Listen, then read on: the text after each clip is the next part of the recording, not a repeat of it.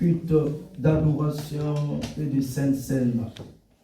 Éternel, notre Père et notre Dieu, que la gloire et l'honneur reviennent à toi et à toi seul. Quand tu viens dans une vie, la personne est changée, Amen. Transformée, renouvelée, marchant dans la victoire, régnant dans cette vie.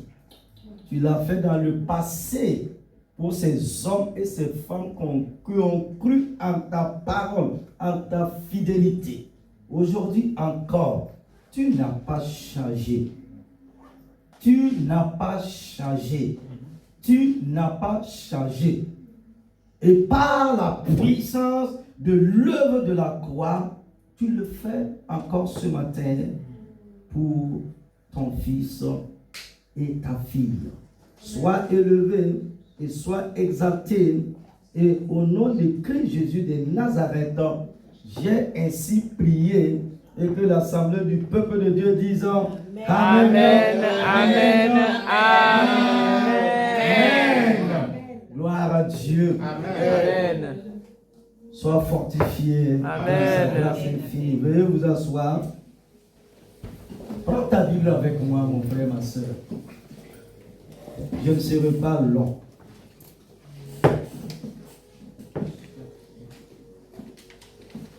Je me suis prêché avant de venir vous prêcher. Amen. La main de Dieu. Je n'ai pas dit la main du pasteur. Non. Je n'ai pas dit la main d'un homme. J'ai dit la main de l'Éternel Dieu des armées rebâtit ce que le temps a détruit Amen. Dans ta vie. Amen. Oh, alléluia. La main de Dieu rebâtit ce que le temps a détruit. Amen. Et comme un texte biblique de référence, nous lisons dans Joël, au chapitre 2, le verset 25. Que nous dit ici le prophète de Dieu, parlant à Israël qui est ce merveilleux peuple de Dieu. Et cette parole est pour nous aujourd'hui encore.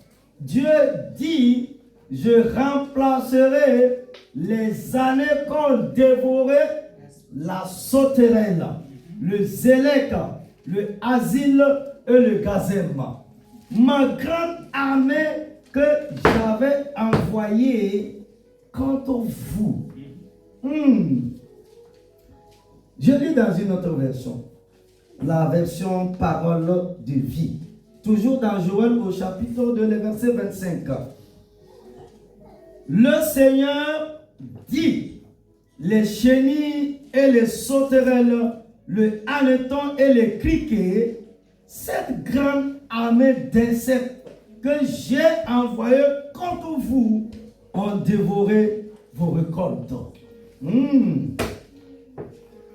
Eh bien, je vais remplacer ce que vous avez perdu. Quelqu'un peut acclamer la bonne parole de l'Éternel Dieu des armées. Acclame très très fort la parole de Dieu avec des cris de joie. La parole de vie et esprit.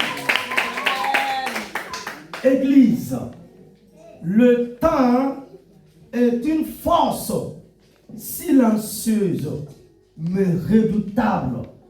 Il ne fait pas de bruit, il ne prévient pas, et pourtant il transforme tout ce qu'il touche.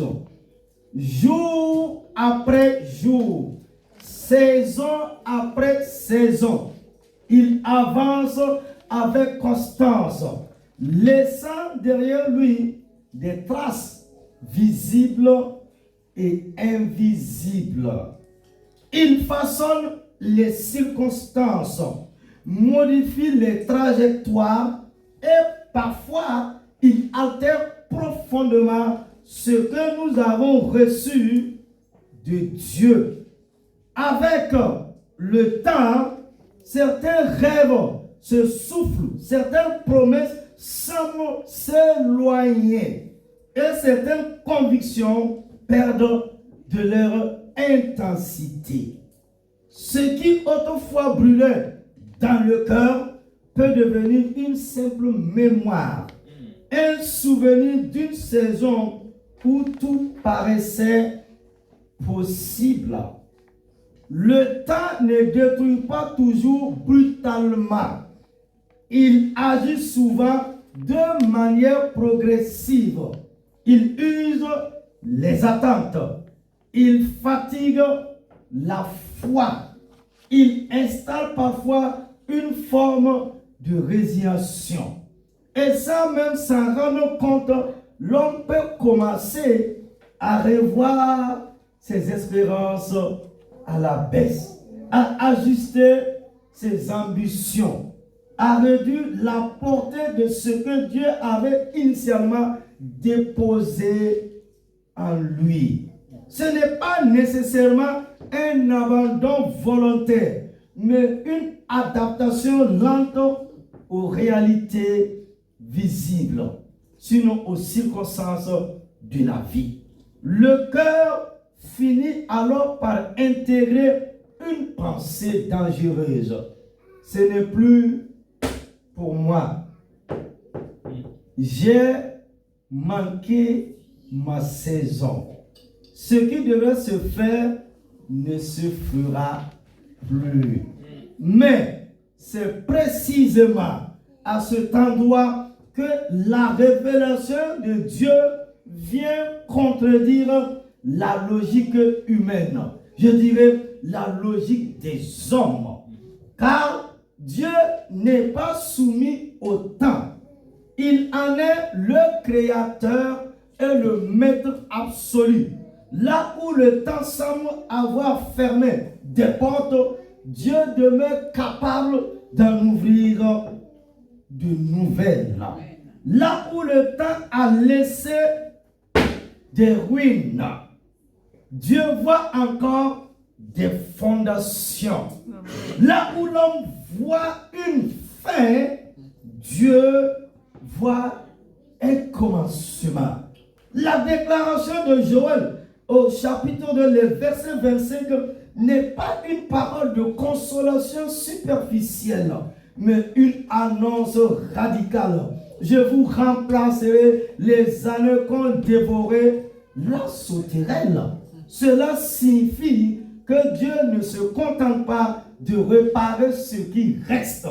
Il intervient pour restaurer ce qui semblait définitivement perdu.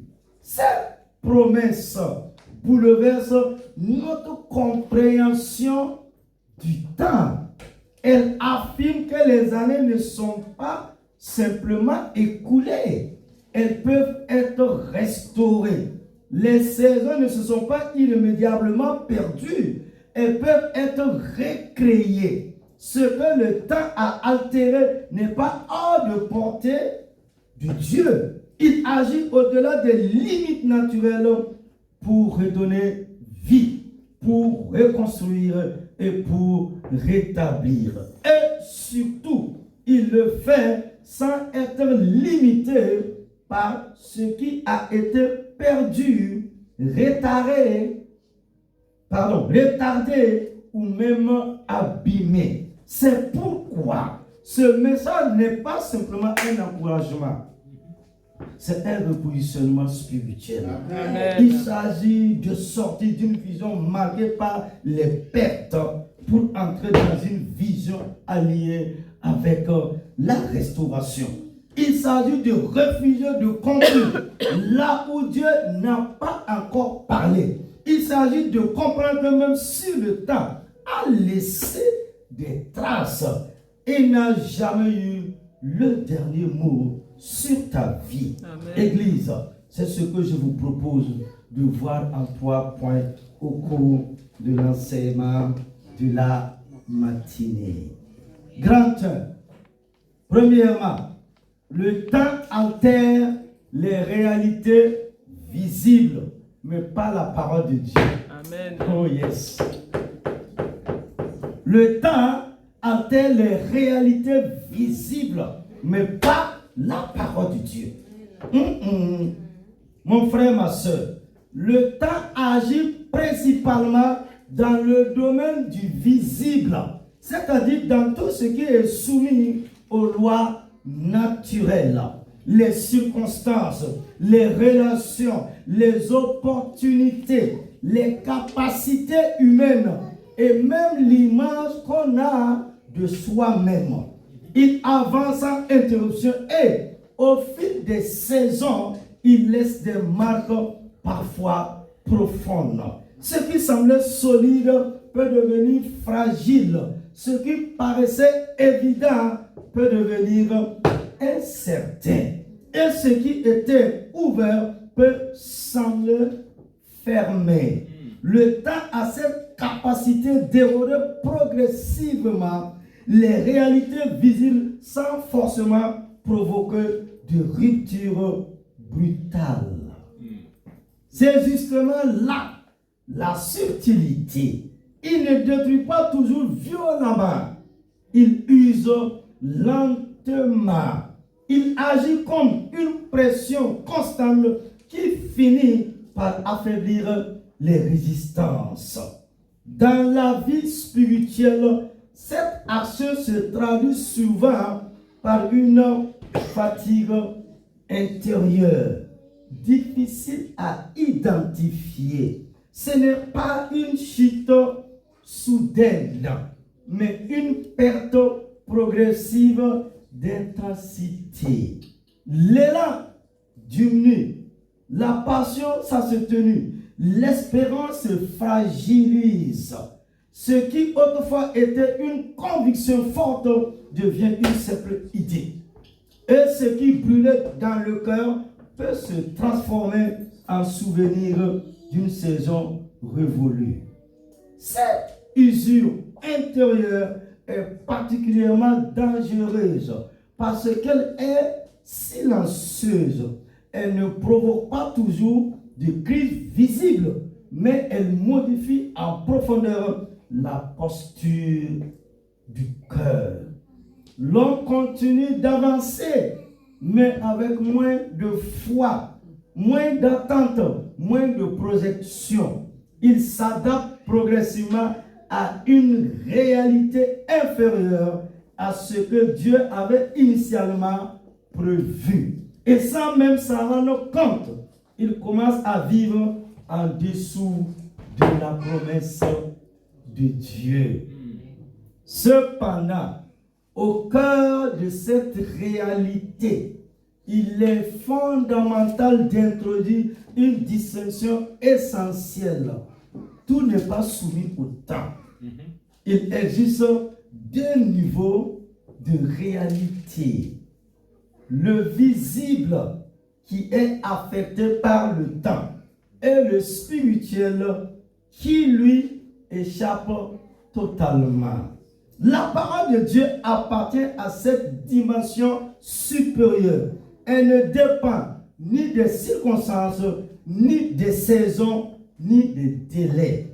Elle ne vieillit pas, ne s'altère pas, ne perd pas sa puissance avec les années. Ésaïe au chapitre 40, verset 8, le déclare clairement.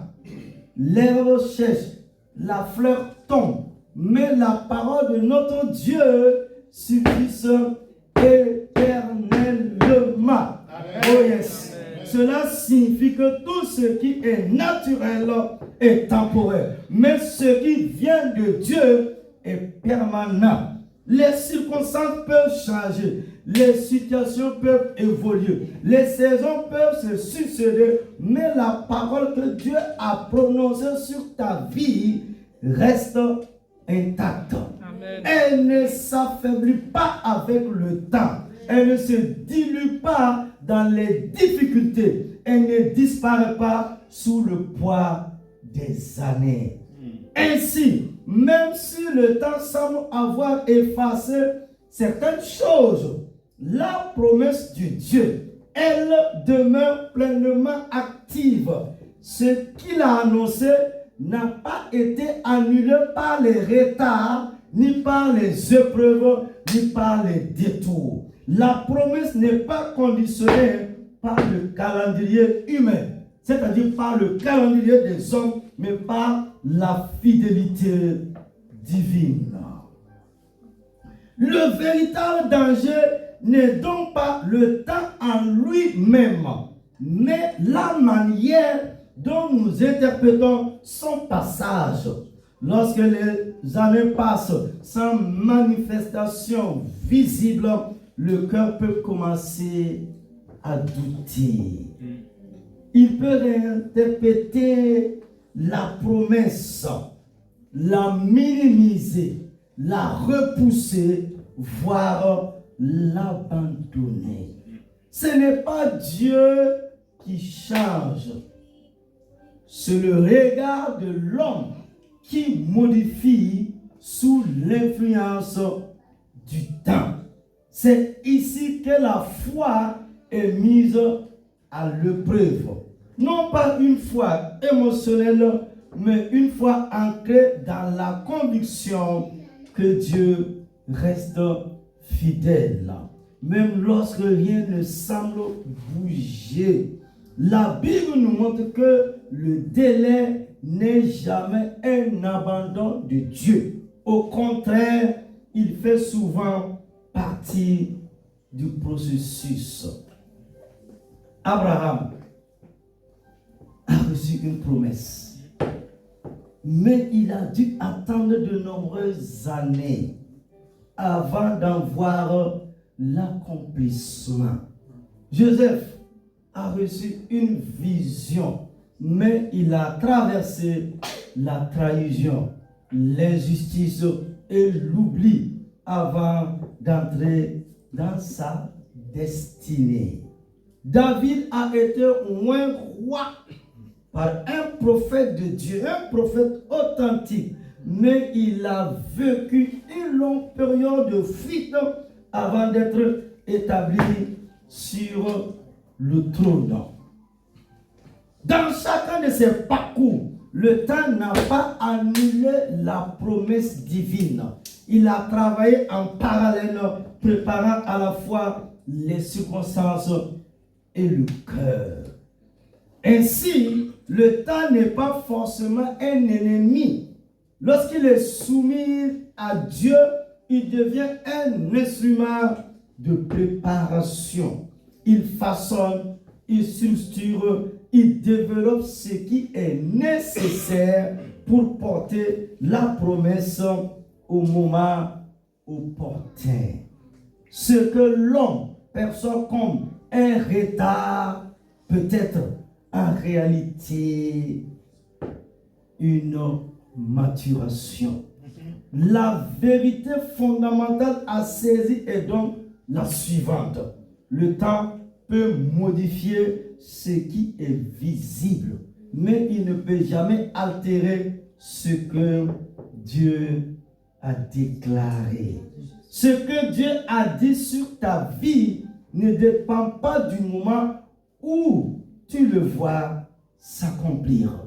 Sa parole ne se fragilise pas avec les années. Elle reste vivante, active, porteuse de puissance. Elle n'attend pas de meilleures circonstances pour agir. Elle porte en elle-même sa capacité d'accomplissement. Ainsi, même si le temps a marqué ton histoire, il n'a jamais eu autorité sur ta destinée. Ce que Dieu a parlé reste valable aujourd'hui comme au premier jour. Amen. Et ce qui n'est pas encore manifesté n'est pas perdu, mais simplement en attente d'accomplissement. Et nous arrivons au grand Dieu. Deuxièmement, la main de Dieu intervient pour restaurer et rebâtir. Si le temps a la capacité d'altérer les réalités visibles Dieu lui possède la capacité de restaurer ce que le temps a touché. Là où le temps use, Dieu renouvelle. Là où le temps fragilise, Dieu fortifie. Là où le temps détruit, Dieu rebâtit. La puissance de Dieu ne se limite pas à préserver ce qui existe encore. Elle s'exprime pleinement dans sa capacité à intervenir au cœur même des ruines pour produire une restauration réelle et profonde. Joël chapitre 2 verset 25 déclare: je vous remplacerai les années qu'ont dévoré la souterraine. Cette parole est d'une intensité remarquable, car elle ne parle pas seulement de restauration des choses, mais de restauration du temps lui-même. Dieu ne dit pas: je vais vous donner autre chose, mais je vais remplacer les années. Cela signifie que Dieu est capable d'intervenir dans ce que l'homme considère comme irrécupérable. Les années que tu pensais perdues, les saisons que tu croyais définitivement fermées, les opportunités que tu considérais comme manquées ne sont pas hors de portée de Dieu. Cette restauration divine dépasse la logique humaine. L'homme restaure en réparant partiellement ce qui reste. Mais Dieu restaure en recréant, en rétablissant et en réactivant. Il ne dépend pas des ressources restantes. Il agit par sa propre puissance. Là où il ne reste presque rien, Dieu peut le construire pleinement. Là où tout semble terminé, Dieu peut recommencer avec une force nouvelle. Amen. La restauration de Dieu touche d'abord les rêves. Il y a des rêves que le temps a enfouis sous les épreuves, sous les déceptions, sous les retards. Des projets qui semblaient évidents à une époque deviennent flous avec les années. Mais Dieu n'oublie pas ce qu'il a déposé. Ce qu'il a inspiré ne disparaît pas. Cela peut être mis en attente, mais jamais annulé. Je reviens à Joseph. Tout le monde veut être comme Joseph. Plusieurs monde ont donné le nom Joseph à leurs enfants. Joseph en est une illustration frappante. Le rêve qu'il avait reçu dans sa jeunesse a été confronté à la trahison, à l'injustice et à l'oubli. Pendant des années, rien ne semblait correspondre à la promesse. Tout indiquait que le rêve était brisé. Pourtant, au moment choisi par Dieu, ce qui avait été enterré a été relevé. Amen. Le rêve n'était pas perdu. Il était en attente de son accomplissement. Cela nous enseigne que le temps peut cacher une promesse, mais il ne peut pas l'éteindre. La restauration divine concerne également le ministère et l'appel. Il arrive que des hommes et des femmes autrefois engagés se retrouvent en retraite, non par manque de foi initiale, mais sous le poids des circonstances. Le temps, les erreurs, les échecs ou les blessures peuvent créer une distance entre la personne et son appel. Mais Dieu ne définit pas l'appel en fonction des chutes ou des interruptions. Il reste fidèle à ce qu'il a décidé. Amen.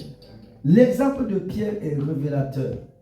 après avoir régné Jésus, il aurait pu être définitivement disqualifié par le maître.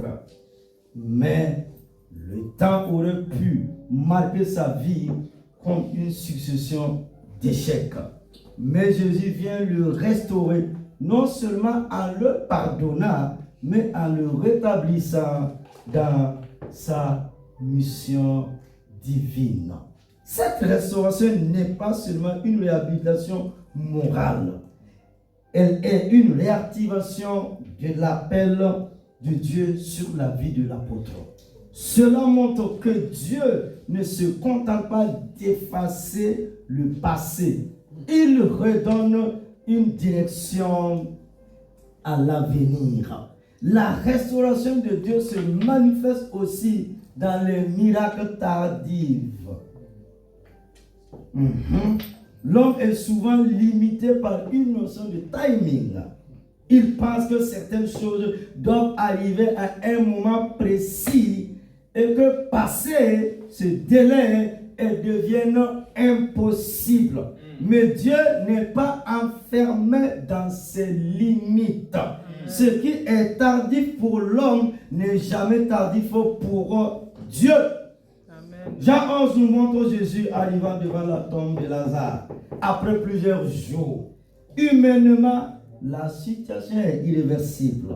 Tout le monde considère que c'est terminé. Pourtant, c'est précisément dans ce contexte que Dieu choisit d'intervenir. Ce qui semblait être une fin devient une démonstration de puissance.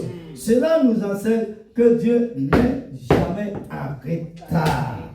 Il agit au moment qui révèle le mieux sa gloire. Ainsi, la restauration divine ne consiste pas simplement à revenir à un état initial. Elle produit souvent quelque chose de plus profond, de plus solide et plus mature.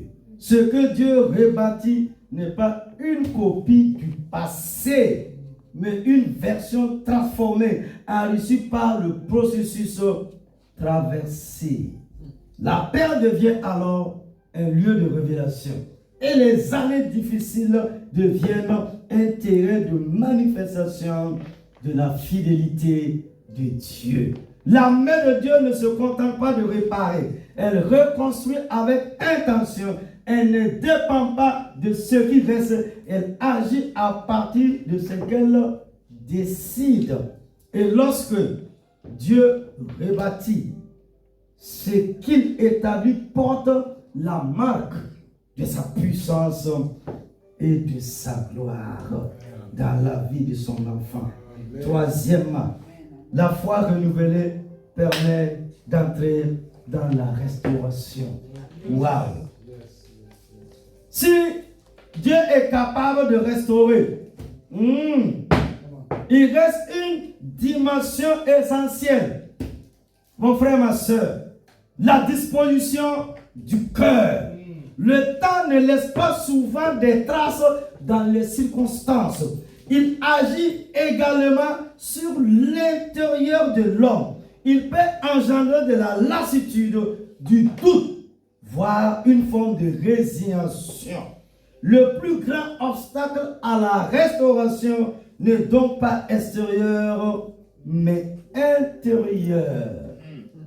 C'est pourquoi la restauration passe par un renouvellement de la foi. Il ne s'agit pas simplement de croire en Dieu, mais de croire à nouveau en ce qu'il a dit. Ésaïe 43, 19 annonce une œuvre nouvelle. Mais cette nouveauté suppose que le regard soit renouvelé. Si le cœur reste attaché à l'idée que c'est trop tard, il ne pourra pas accueillir ce que Dieu est en train de faire. La foi renouvelée implique une décision. Refus de laisser le passé définir l'avenir. Amen. Elle consiste à se repositionner sur la promesse. Même lorsque les circonstances semblent contraires. Elle n'est pas une naïveté, mais une confiance ancrée dans la fidélité de Dieu.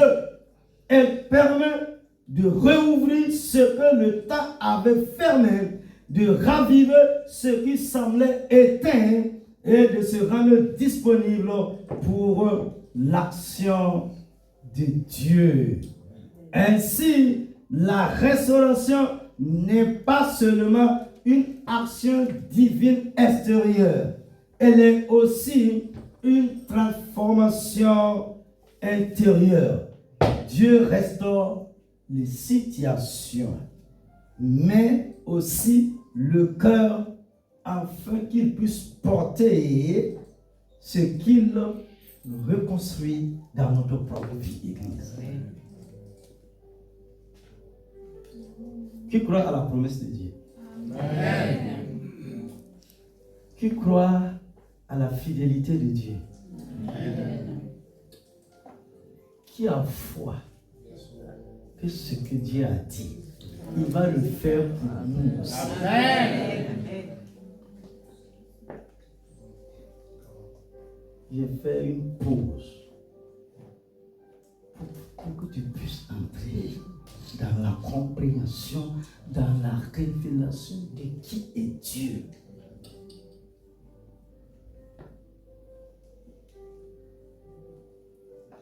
N'ose plus dire encore, c'est foutu.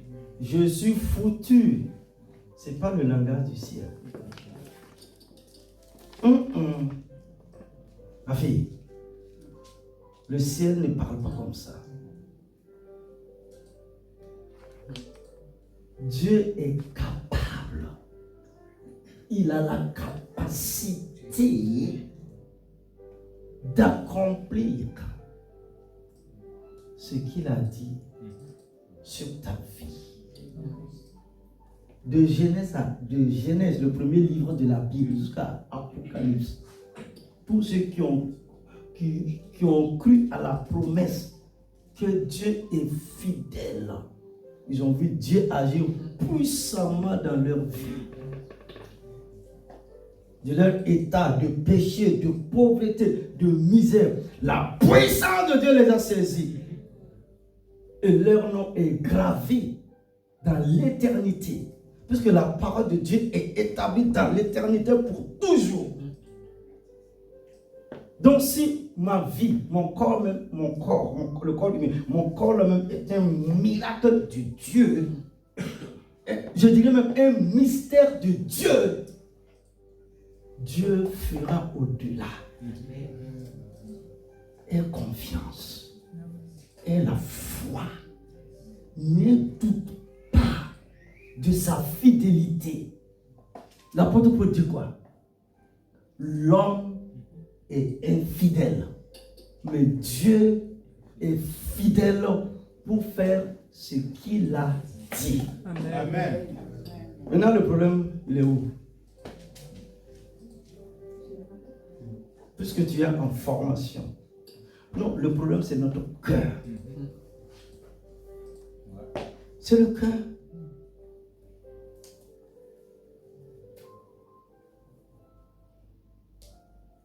Si ne fais pas comme cet homme-là. Il a donné une grosse voiture à son fils de 22 ans. Ça ronfle, hein? 150 à l'heure. Son fils n'a pas fait 2 ans. Il est allé ramasser son corps sur la route. Il a regardé le ciel. Il dit, Père éternel, pardonne-moi. Ce n'est pas le ciel, c'est moi.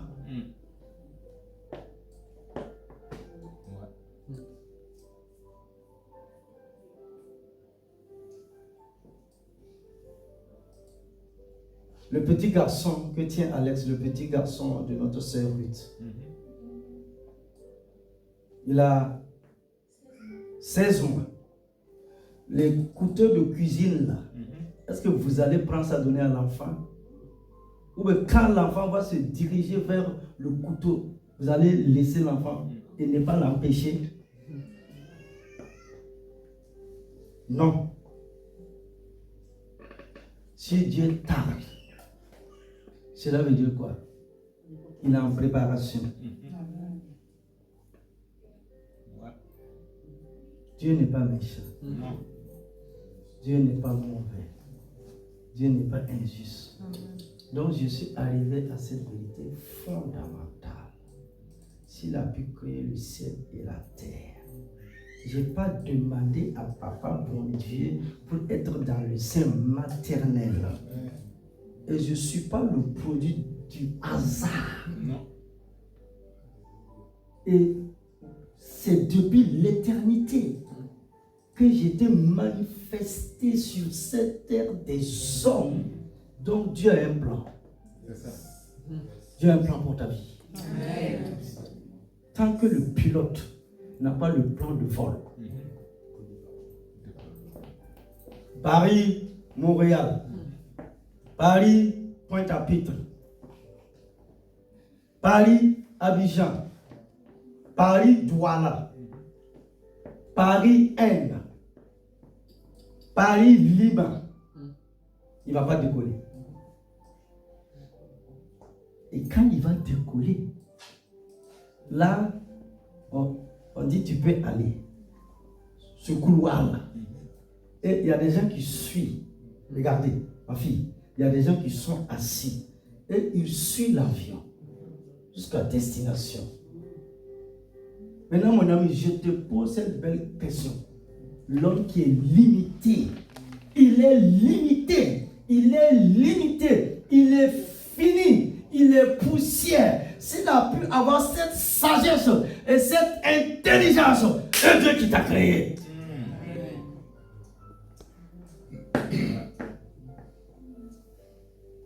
Et quand vous lisez les revues scientifiques, ils sont en train de faire un travail. Ça veut dire, quand l'avion va partir, ça veut dire, s'il y a un problème là, vous allez vous retrouver dans cette sorte de bulle, un truc comme ça, mais vous n'allez pas périr. Regardez comment la science a progressé. Daniel nous l'a dit, la connaissance augmentera. Donc posons la balle à terre et dit, c'est pas parce que je pleure aujourd'hui.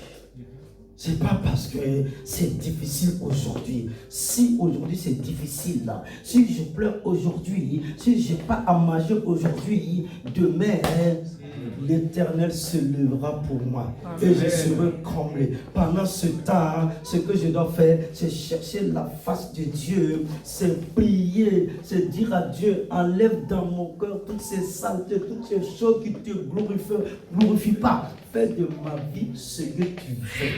Je suis prêt à aller dans une nouvelle dimension de gloire et de puissance avec toi. Amen. En ce moment, tu vas dire comme Anne, la maman de Samuel, de la poussière.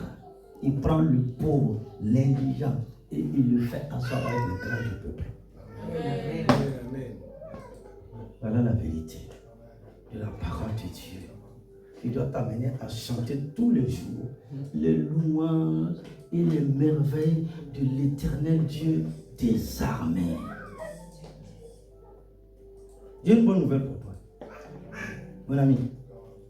Dieu est fidèle, Dieu est fidèle, Dieu est fidèle dans ta vie. Amen. Et cette belle promesse s'accomplira. Ni Satan, ni les démons, ni les sorciers, ni l'enfer ne peut pas arrêter cette bonne main de l'Éternel Dieu des armées. Amen. À lui la gloire, à lui la gloire, à lui la gloire. Amen. Amen. Amen.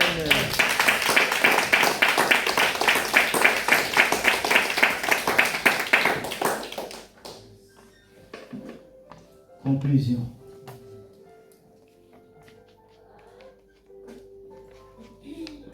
Église.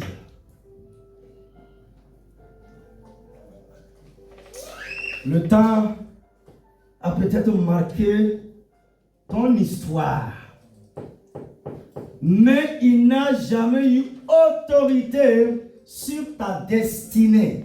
Ce qui a été retardé n'est pas annulé. Ce qui a été abîmé n'est pas définitivement perdu.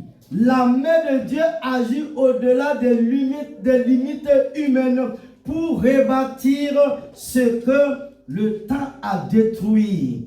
Dieu restaure les années, réactive les promesses et redonne vie à ce qui semblait terminé.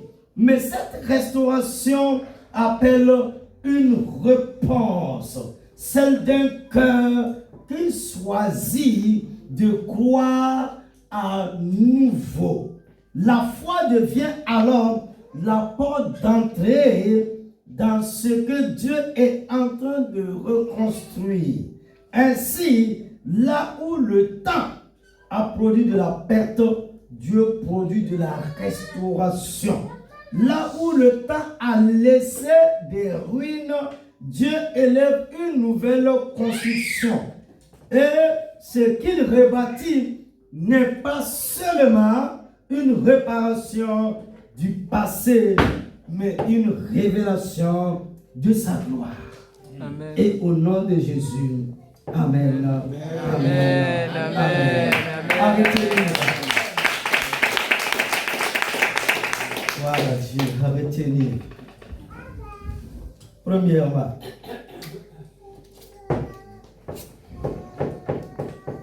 le temps affecte le visible, mais pas la promesse de Dieu. Le temps affecte le visible, mais pas la promesse de Dieu. Les circonstances peuvent changer, les saisons peuvent être difficiles, mais ce que Dieu a déclaré reste intact, vivant et inaltérable. 2. Dieu restaure ce que le temps a abîmé. Il ne se contente pas de réparer, il rebâtit et réactive les promesses et restaure même les années perdues. Troisièmement, la foi renouvelée permet d'entrer dans la restauration. Pour voir l'accomplissement, il faut refuser la résignation et croire à nouveau que Dieu agit encore aujourd'hui, même après de longues saisons d'attente. Amen. Amen. Amen. Lève-toi pour la prière finale. Alléluia.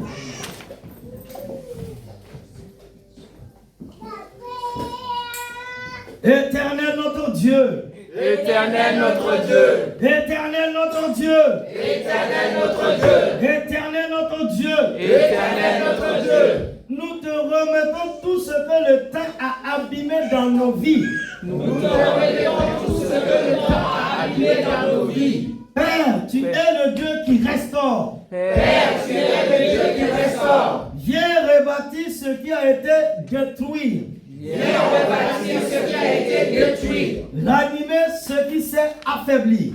Ranimer ce qui s'est affaibli. Et relever ce qui est tombé. Et relever ce qui est tombé. Au nom de Jésus. Au nom de Jésus. Au nom de Jésus. Au nom de Jésus. Au nom de Jésus. Au nom de Jésus. Nous refusons de croire que c'est trop tard. Nous refusons de croire que c'est trop tard. Nous refusons de croire que c'est trop tard. Nous refusons de croire que c'est trop tard. Nous refusons de croire que c'est trop tard. Nous refusons de croire que c'est trop tard. Nous déclarons que ta promesse est toujours vivante.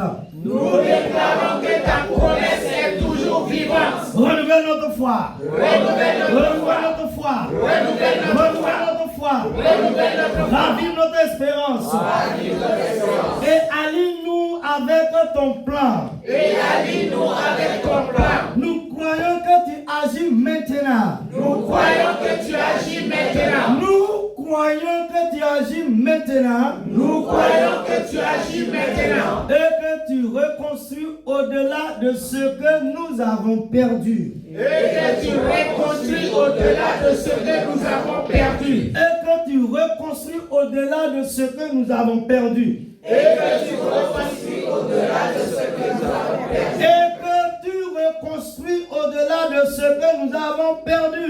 Et que tu reconstruis au-delà de ce que nous avons perdu. Au nom de Jésus. Au nom de Jésus. Au nom de Jésus. Au nom de Jésus. Au nom de Jésus. Au nom de Jésus. Au nom de Jésus. Au nom de Jésus. Amen, amen, amen.